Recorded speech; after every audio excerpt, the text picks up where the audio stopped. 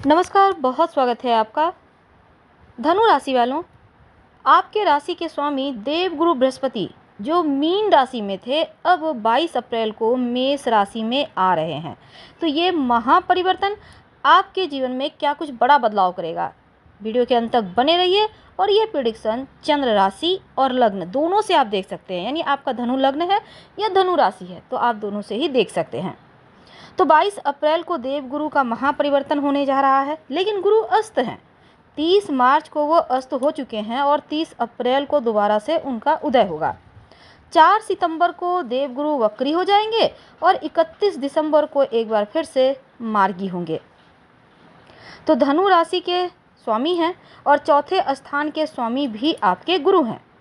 धनु राशि के लिए ये गोचर वैसे तो अच्छा है, क्योंकि गुरु जो देवगुरु बृहस्पति है वो पंचम भाव में आ रहे हैं और लग्न के स्वामी का पंचम भाव में आना अच्छा होता है। और पंचम जो भाव होता है वो संतान का, प्रेम का और शिक्षा का होता है। तो दो घरों के स्वामी का पंचम में चले जाना धनु वालों के लाइफ में बहुत खूबसूरत बदलाव लाने वाला है, क्योंकि जब गुरु पंचम भाव में बैठेंगे तो सबसे पहले तो आपके भाग्य स्थान को एक्टिव कर देंगे, क्योंकि देवगुरु की दृष्टि में अमृत है।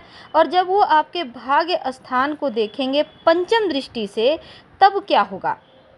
देखिए देवगुरु बृहस्पति की जो दृष्टि है वो 9वें भाव के लिहाज से शुभ है, क्योंकि अभी तक आपके किसी काम की योजना बना रहे थे, काम में अड़चन आ रही थी, तो गुरु की ये शुभ दृष्टि अड़चन को दूर करने का काम करेगा, आपको धर्म की तरफ ले जाएगा। अगर आप वैसे 1 साल तक आप कहीं यात्रा वगैरह भी कर सकते हैं। तो देखिए यहाँ पर चूंकि 9वें भाव को देख रहे हैं, जागृत कर रहे हैं, तो उसका फल क्या होता है। जब गुरु की दृष्टि यहाँ पर पड़ती है ना, तो व्यक्ति को भाग्य का साथ मिलता है, धर्म की तरफ झुकाव होता है, शास्त्रों को जानने वाला होता है और दान धर्म करता है, संतान प्राप्ति के योग बनते हैं। तो धनु वालों, अगर आप संतान प्राप्ति के लिए तरस रहे थे तो अभी योग बने हुए हैं गुरु के साथ।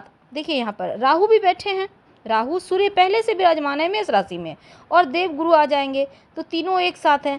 अब गुरु यहाँ पर देखिए, अगर आप संन्यास में रुचि रखते हैं, क्योंकि यहाँ पर मेष राशि में देवगुरु बृहस्पति के आने से व्यक्ति संन्यास की तरफ भी जा सकता है, लेकिन ऐसे ऐसे जगह से आपको धन आएगा जहाँ से आपने उम्मीद ही नहीं की थी। ये था भाग्य स्थान का फल। अब देखिए 9वें स्थान का फल है ये, लेकिन जब गुरु पंचम में बैठते हैं तो 11वें भाव को भी देखते हैं और यहाँ पर 7वीं दृष्टि के साथ 11वां भाव को देखेंगे। तो 11वां भाव इनकम का भाव है, राजनीति का भाव है। तो क्या होगा, जब देवगुरु की दृष्टि 11वें भाव पर पड़ती है तब जीवन में व्यक्ति खूब धन कमाता है। यानी इस पीरियड में आपको खूब धन आएगा, आपका दिमाग एक्टिव रहेगा।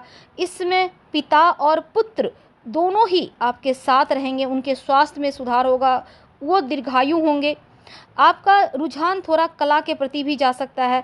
अगर आप जैसे कि संतान है आपके, तो उनके स्वास्थ्य पर थोड़ा ध्यान रख लें, लेकिन धन बहुत कमाएंगे और बड़े भाई से लाभ भी इस समय आप प्राप्त कर सकते हैं। तो गुरु की दृष्टि 11वें भाव पर पड़ने से राजनीति वगैरह में भी आपको लाभ होगा, निश्चित रूप से फायदा होगा। गुरु की दृष्टि आपकी राशि पर भी है, यानी लग्न में है। गुरु की दृष्टि चंद्रमा के ऊपर जब आएगा तो इसका मतलब है आप एकदम से पॉजिटिव रहेंगे, आपके अंदर नकारात्मकता नहीं आएगी, आप अच्छा सोचेंगे, अच्छा बोलेंगे, बिंदास रहेंगे। शारीरिक मानसिक स्थिति अभी आपकी खूबसूरत हो जाएगी, क्योंकि लग्न पर गुरु की दृष्टि का फल ये कहता है कि आप ग्रह आपके यहाँ पर देखिए, देवगुरु बृहस्पति लग्न में देखने से आप जीवन साथी के द्वारा भाग्योदय होगा, या फिर आपका जीवन साथी भी अपने क्षेत्र में खूब नाम फेम कमाएगा। आपका जीवन साथी का स्वभाव चरित्र इसमें बढ़िया रहेगा और ये चरित्र आपको प्रसन्नता देगा। आपका धर्म कार्य की तरफ झुकाव होगा, आप मान सम्मान यश प्राप्त करेंगे, आप विद्वान होंगे, आप बहुत ज़्यादा पवित्र पावन होंगे, कुलीन होंगे। तो कहने का तात्पर्य, लग्न में जितनी खूबियां हैं देवगुरु की दृष्टि आपको वो प्राप्त कराएगी।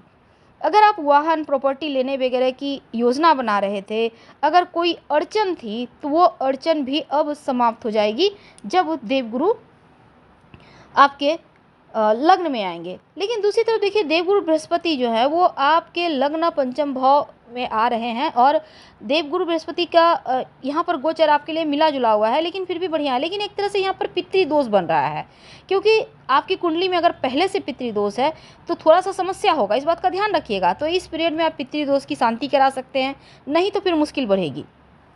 तो यहाँ पर देखिए आर्थिक समस्याएं धीरे धीरे समाप्त होगी, आपके पास धन प्राप्ति के मार्ग सुलभ हो जाएंगे, धन आसानी से आएगा। पारिवारिक जीवन में थोड़ा सा आपको समय देना पड़ेगा। प्रेम संबंध के लिए हालांकि ठीक है, लेकिन झगड़े वगैरह ना हो, रिश्तों में बिखराव जैसी स्थिति ना हो, इसका ध्यान रख लीजिएगा। क्योंकि राहु के साथ गुरु हैं और गुरु जहाँ बैठते हैं तो थोड़ा सा हानि करते हैं। राहु के साथ बैठकर चांडाल दोष भी बना रहे हैं, तो चांडाल दोष का क्या प्रभाव होगा ये भी जानेंगे। लेकिन जो विद्यार्थी है ना, पढ़ाई लिखाई पे फोकस बनाना होगा, कहीं पढ़ाई में आपका मन ना लगे, ध्यान भंग हो जाए, इधर उधर भटकाव हो जाए। इसलिए आपको गायत्री मंत्र रोज़ पढ़ना है, ताकि सही समय पर आप सही डिसीजन ले पाएँ और गुरु ज़्यादा आपको परेशान ना करें। हालांकि भाग्य के सहयोग से तमाम बिगड़ते हुए कार्य बनेंगे, आपका मनोबल ऊंचा रहेगा। आप अगर कुल देवी देवता की पूजा करें तो और भी प्रबल संभावना है आपका भाग्योदय होने का। तो आपकी बहुत सारी समस्याएं स्वयं दूर हो जाएगी और गोचर की शुरुआत में ही नौकरी में बदलाव वगैरह भी हो सकता है। वैसे आपके राशि के स्वामी हैं तो ओम ब्रीम बृहस्पति नमः इस मंत्र का आपको खूब जप करना चाहिए, ताकि उनको बल मिले। जो ब्रह्मांड में जो गोचर में बन रहा है चांडाल दोष, उसका थोड़ा कम आपके ऊपर प्रभाव हो। तो यहाँ पर आपके पंचम भाव में आ रहे हैं, तो पंचम भाव में गुरु अगर जैसे कि अगर यहाँ पर जैसे ही 30 अक्टूबर को राहु निकल आएंगे, तब गुरु को थोड़ा ताकत और मिलेगी। तब आपकी जो विद्यार्थी हैं खासकर शिक्षा बुद्धि ये सब आपको खूब एक्टिव हो जाएगा। वैसे तो संतान प्राप्ति की संभावना भी बनेगी और पंचम भाव में बृहस्पति के हानिकारक होने पर, चूंकि संतान के ऊपर ध्यान आपको रखना होगा क्योंकि राहु के साथ बैठे हैं, तो यहाँ पर आप लापरवाह नहीं हो सकते। अब चूंकि चांडाल दोष बन रहा है, तो चांडाल दोष बनने से क्या होता है, सबसे पहले तो ये जानिए कि जो गुरु हैं वो बुद्धि ज्ञान धर्म के स्वामी हैं, और गुरु नीच जब हो जाए तो व्यक्ति विपरीत कर्म करता है। और ये जो गुरु चांडाल योग है, ये बुरे योग दुर्योगों में सबसे बड़ा एक दुर्योग है। और राहु की वजह से व्यक्ति अनैतिक कार्य, गैर कानूनी कार्य, लॉटरी, जुआ, सट्टा, नशा में चला जाता है। तो ऐसे में ये गुरु चांडाल योग गुरु के सुप्रभावों को खत्म करेगा राहु के साथ होने से। और अगले 6 महीने यानी 30 अक्टूबर तक आपको थोड़ा सा सावधान रहना होगा, क्योंकि थोड़ा सा भाग्य में कमी देगा, धर्म कार्य ज़्यादा करेंगे, थोड़ा सा घर परिवार में हल्की सी कष्ट है। इसलिए आपको इस चांडाल दोष को शांत करना होगा। कैसे करेंगे, एक तो ये जान लें कि चरित्र में थोड़ी हानि करवाएगा ये दोष, और दूसरा नशे की तरफ ले जा सकता है, आप गलत कार्य कर सकते हैं, लॉटरी जुआ सट्टा वगैरह में जा सकते हैं। जीवन में नकारात्मक चीज़ें ज़्यादा ना आ जाए, इसका ध्यान रखना चाहिए। उपाय के तौर पर आप किसी भी बुधवार के दिन 1 चुटकी काला तिल या आप 1 मुट्ठी भी ले सकते हैं, आप बहते हुए जल में प्रवाहित कर दें। बुधवार की शाम याद रखिए, और पीछे मुड़कर मत देखिएगा। अब आपके पास आसपास बहता जल ना हो, पास के किसी भी पीपल के नीचे या किसी मंदिर में कोई भी पेड़ के नीचे आप रख दें, पीछे मुड़कर मत देखिएगा जब भी ये प्रयोग कीजिएगा आप, तो मुश्किलें थोड़ी कम हो जाएगी। तो ये आपको करना है, ओम ब्रीं बृहस्पति नमः मंत्र का जप करना है, आपके लिए बढ़िया रहेगा। और 5वें भाव में बैठकर संतान प्राप्ति कराएंगे, शिक्षा की तरफ ले जाएंगे, लेकिन आपको जो दोष है उसको थोड़ा समाप्त करना होगा। फिलहाल आपसे विदा लेते हैं। प्लीज़ लाइक कर सब्सक्राइब करें, अपनों से शेयर करें, कमेंट करें। धन्यवाद।